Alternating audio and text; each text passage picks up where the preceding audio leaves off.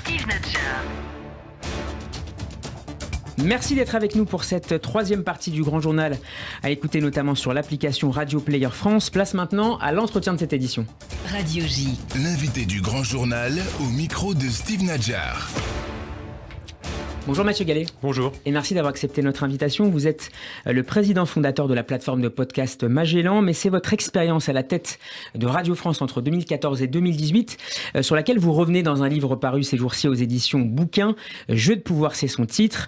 Le récit d'une expérience marquée par des réformes et des affaires contre lesquelles vous avez eu à vous défendre, notamment celles portant sur les dépenses pour votre bureau à la Maison de la Radio. Un livre qui est aussi et surtout, Mathieu Gallet, la description d'un univers médiatique où la politique, le politique, les politiques ne sont jamais loin, où les coups tordus sont légion et où la rumeur se répand comme une traînée de poudre. Est-ce que ce que vous dépeignez dans ce livre est propre à Radio France ? Ce que j'ai voulu apporter dans ce livre, c'est un témoignage. Témoignage à la fois d'un parcours, le parcours de ma vie. Moi, je suis provincial, je suis né dans un milieu de la classe moyenne à la campagne, qui m'a amené finalement jusqu'à la direction de Radio France et d'autres postes importants. Témoignage aussi sur la transformation qu'on a conduite, vous l'avez rappelé, à Radio France avec mes équipes pendant ces 4 années de mandat.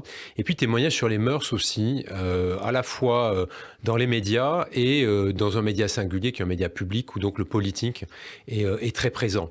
Et donc je raconte parfois par le menu, en resituant certaines scènes un peu savoureuses, parce que j'ai voulu qu'il y ait aussi de l'humour et de la dérision et de l'autodérision dans ce livre, décrire un peu ce monde dans lequel j'ai évolué pendant 4 ans à Radio France, un petit peu avant, puisque j'ai fait une partie de ma carrière en cabinet ministériel, notamment au ministère de la Culture.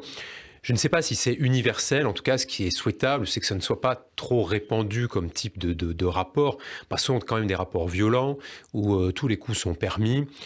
Je n'étais pas naïf. Je savais effectivement que ce serait violent, mais j'avoue que j'étais... Vous n'avez pas été surpris par les mœurs ? J'étais servi plus que de besoin pendant ces 4 années où vous avez des attaques qui viennent de l'interne. Vous avez parlé de l'histoire du bureau du président de la Radio France, où là, c'est des syndicats qui avaient donné ces informations à la presse que moi j'ai découvertes en lisant la presse, des coups qui viennent aussi de l'actionnaire, c'est-à-dire de l'État. Donc voilà, il fallait parer les coups, mais à la fin, et pour moi c'est ça le plus important, c'est que le travail a été fait et les résultats sont là et ils se poursuivent pour Radio France. Des fuites qui venaient de l'interne donc, mais aussi de votre successeur Alina, qui a travaillé de concert avec la ministre de la Culture de l'époque, Fleur Pellerin, on y reviendra tout à l'heure. Vous aviez une grande stratégie pour transformer, pour rénover, pour moderniser Radio France et cela a bien marché, ça continue de bien marcher. Est-ce que vous avez manqué de soutien, de fantassins pour mener Non, parce que j'ai eu une équipe quand même, vraiment une dream team pendant ces 4 années et au fond ce qui m'a le plus touché quand je suis parti dans les conditions que vous avez rappelées de Radio France en 2018, c'est ce sentiment de gâchis. Gâchis parce qu'on avait fait du bon boulot ensemble, gâchis parce que j'avais constitué cette équipe de femmes et d'hommes, et je dis bien de femmes et d'hommes parce que quand je suis arrivé à Radio France, c'est quand même un peu un boys club. Il n'y avait aucune femme qui dirigeait une des antennes de Radio France, et j'en ai nommé finalement 4. Et donc, j'avais envie de revenir aussi sur ce qu'on a réalisé à Radio France. Laurence Bloch, la directrice de France Inter, me rappelait encore récemment que quand on est arrivé, on a changé 70% de la grille de France Inter. Donc forcément, ça crée des inimitiés. Et à la fin, je vous dis, ce qui compte, c'est les résultats. Et moi, je suis très fier de voir qu'aujourd'hui, France Inter est devenue la première radio de France et que ce qu'on a mis en place il y a maintenant 8 ans, continue à produire ses effets. Alors vous le disiez en ouverture, Mathieu Gallet, ce livre c'est un témoignage également du mépris social dont vous avez fait l'objet. Qu'est-ce qui gênait selon vous dans votre ascension des cabinets ministériels à Radio France en passant par l'INA ?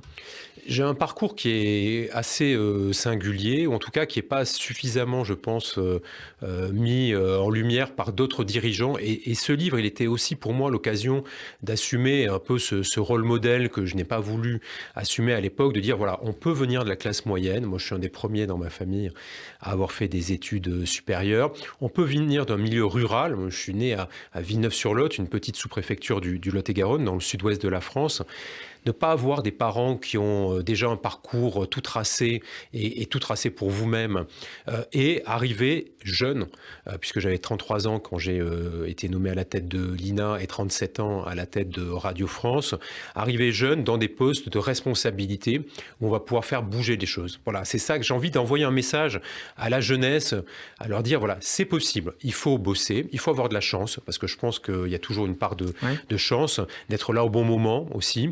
Il faut avoir des idées, il faut croire en soi, et il faut savoir s'entourer. Je pense que c'est vraiment très important d'avoir autour de soi les bonnes personnes. Ces rumeurs dont vous avez été la victime, notamment celle concernant votre prétendue relation avec Emmanuel Macron et par laquelle vous ouvrez ce livre, c'était finalement des théories d'explication pour expliquer pour vos opposants votre ascension fulgurante ? Non, cette rumeur, elle a été créée vraiment pour gêner Emmanuel Macron, pour en fait se dire, ben voilà, ce président, enfin ce candidat à la présidence de la République, finalement, il n'est pas l'homme qu'il dit être, il a une double vie, et moi j'étais l'instrument de cette rumeur. Donc c'est quand même quelque chose qui était assez dégueulasse pour le couple Brigitte et Emmanuel Macron, assez infâme pour moi aussi, parce que j'avais demandé rien à personne, et ça m'est tombé dessus. Voilà, j'explique dans le livre, voilà, quelques raisons qui pourraient donner à croire pourquoi on m'a choisi, entre guillemets, pour créer de toutes pièces cette rumeur. Mais le but, c'était vraiment d'empêcher un candidat à la présidence de la République d'arriver. Mais vous apprendrez par la suite que les équipes d'Emmanuel Macron ont laissé la chance, c'est que la société française est quand même plus évoluée et plus tolérante et plus bienveillante que ce que les instigateurs de cette rumeur croyaient. En revanche, oui, c'est ce que j'ai découvert en faisant un peu mon enquête que je partage. Je partage notamment l'enquête de Marc Andevel qui avait écrit un livre en 2020 sur Emmanuel Macron, que probablement pendant la campagne, certains conseillers n'étaient pas mécontents de laisser couler, de laisser filer cette rumeur. Alors, considéré comme proche de la droite, votre nomination par le CSA n'a pas ravi la gauche, qui était alors au pouvoir. Vous rapportez votre premier échange dans le livre avec le président socialiste d'alors, François Hollande, lors du dîner annuel du CRIF. Comment ça se passe ? C'est plutôt drôle d'ailleurs. Je raconte cette scène. Je suis invité quelques jours après ma nomination en février 2014 au dîner du CRIF. Et donc, je vois beaucoup de gens qui me disent « Ah, mais tu connais le président ?» Alors, moi, je ne connaissais pas François Hollande. « Ah, on va te le présenter. » Donc, les gens se bagarrent un peu pour dire « Voilà, on va présenter le nouveau président de Radio France au président de la République. » Et puis, je me présente, voilà, et je lui dis qui je suis. Je vais être entrer en fonction 2 mois après seulement. Et il me dit, mais je sais qui vous êtes, j'ai beaucoup entendu parler de vous. Et il me dit, et je tiens à vous dire que je ne suis en rien dans votre nomination. Puisqu'effectivement, le président des médias publics en France est nommé par le CSA. Et je réponds avec un peu de désinvolture, je l'avoue. Je dis, mais c'est parce que vous n'y êtes pour rien qu'on parle beaucoup de moi. Alors, vous avez été conseiller média de la ministre de la Culture, la première ministre de la Culture de Nicolas Sarkozy, Christine Albanel, à qui vous rendez d'ailleurs longuement hommage dans ce livre, puis le directeur adjoint de cabinet de son successeur rue de Valois, Frédéric Mitterrand. Rima Abdul-Malak, la nouvelle ministre de la Culture, était jusque-là la conseillère culture et communication d'Emmanuel Macron à l'Élysée. Est-ce que vous avez été tenté par une carrière politique ? J'ai bien connu ce monde politique à travers mes expériences en cabinet ministériel, à Bercy d'abord au ministère de l'Industrie, puis vous l'avez rappelé au ministère de la Culture. Je pense que j'ai aujourd'hui une vie d'entrepreneur à la tête de cette plateforme Magellan et que voilà, la tentation politique pour moi elle est assez lointaine. Je pense qu'il y a un mandat qui est très intéressant, c'est le mandat de maire. Je pense qu'effectivement le maire est l'élu qui peut encore aujourd'hui changer profondément la vie de ses administrés. Mais donc la politique nationale est quelque chose qui m'est assez loin. En revanche, je trouve que c'est une bonne idée d'avoir effectivement quelqu'un de proche du président de la République rue de Valois, parce que la proximité entre le ministre ou la ministre de la Culture et le président est absolument clé pour faire avancer les dossiers. Et je pense que le choix de Rima Abdul-Malak est un bon choix pour justement faire avancer les dossiers de la culture et des médias.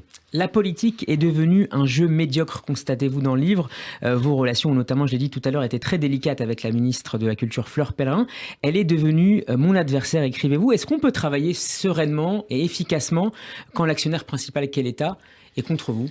Alors sereinement, non. Efficacement, fort heureusement, oui. C'est-à-dire qu'on n'est pas entravé, même si on n'est pas aidé. Et c'est vrai, mais vraiment, moi, je me suis appuyé sur mon équipe. Et d'ailleurs, je le raconte, je me sépare après la grève de 2015 des collaborateurs et collaboratrices qui n'ont pas été des soutiens actifs pendant cette crise. Mais j'ai tenu dans cette crise parce que j'avais une équipe, j'ai dit vraiment forte et soudée. Et puis, voilà, on essaie d'éviter les crocs en jambes et les choses trappes. Et c'est pas si évident que ça à vous lire. Un dernier mot sur l'avenir de la radio, Mathieu Gallet. Dans votre précédent livre, vous vous interrogez sur le nouveau pouvoir de la voix. Je disais tout à l'heure que vous êtes le fondateur, le cofondateur, si je dis pas de bêtises, de la plateforme de podcast Magellan. Comment le secteur va évoluer, le secteur des podcasts qui connaît un succès faramineux depuis quelques années? Comment va évoluer la radio dans les 10 prochaines années? Est-ce que le flux linéaire, c'est déjà le passé? On regarde les tendances et les tendances sont clairement à la baisse. Il y a eu effectivement avec les confinements en France voilà, des baisses fortes d'écoute de la radio, mais on n'a pas retrouvé les niveaux d'avant 2020 et je pense que c'est une tendance de fond. Si on regarde en Île-de-France aujourd'hui, seulement 64% des franciliens écoutent tous les jours la radio. Quand je suis parti de Radio France, donc en 2018, c'était 74%. Donc c'est une baisse rapide, accélérée. Les modes d'écoute changent. Le podcast avec ce côté personnalisé, cette écoute à la demande en fonction de son humeur, de son temps disponible, vient aussi apporter une nouvelle forme d'écoute de la radio. C'est vrai que sur la radio linéaire, malgré l'arrivée du DAB+, en France, je pense qu'on va continuer à être dans cette décroissance et que vraiment les radios, les médias hertziens doivent se transformer en véritables plateformes pour reconquérir un jeune public qui sinon se détournera définitivement de lui. Merci beaucoup Mathieu Gallet d'avoir été avec nous cet après-midi. Je rappelle le titre de votre nouveau livre publié aux éditions Bouquin, Jeux de pouvoir, interview à retrouver en podcast sur radioj.fr. Je rappelle que vous êtes l'ancien président de Radio France et le cofondateur de la plateforme de podcast Magellan. À bientôt sur Radio J. Bon après-midi. Radio J.